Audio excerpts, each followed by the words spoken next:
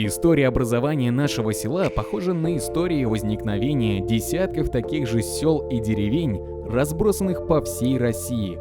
Но главное богатство нашей страны, нашей республики и района – это наш многонациональный народ. С первых дней объявления республиканского конкурса подготовительную работу начал не только организационный комитет Бирского района, но и жители села. Под лозунгом «Мое село, мой дом» своими силами отсыпали улицу Молодежная, очистили от бытового мусора береговую линию центрального озера села, которое является излюбленным местом общественного отдыха, и огородили эту зону.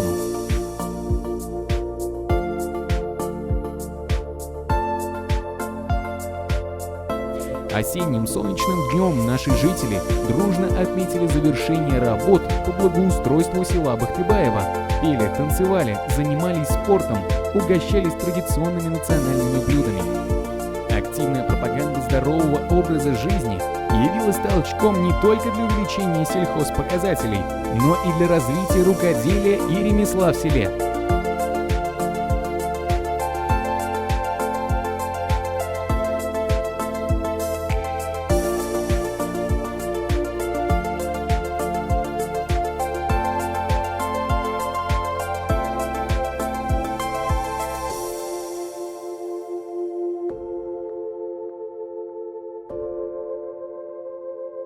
Одним из уникальных опытов пропаганды здорового образа жизни в селе Бахтыбаево является выявление людей, увлеченных своим ремеслом, делом.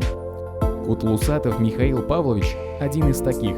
В настоящее время, находясь на заслуженном отдыхе, он занимается изготовлением марийских народных национальных музыкальных инструментов не только для заслуженных коллективов Башкортостана, но и всей России.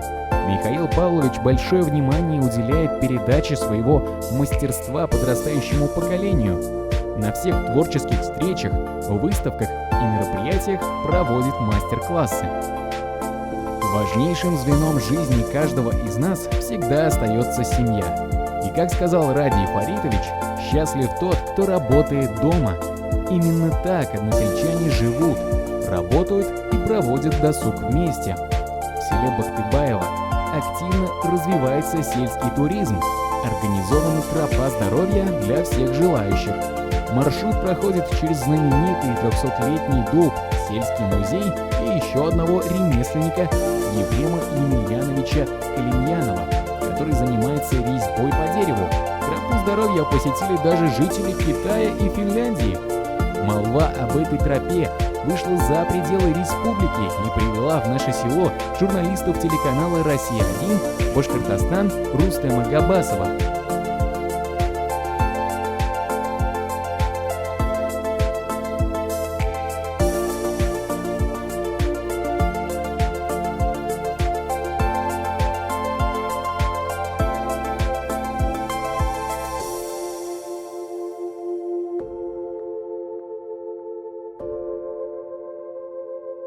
Бахтыбаевцы продолжают совершенствовать маршрут тропы, благоустраивая центральное озеро. В этом году впервые организован каток и горка для детей.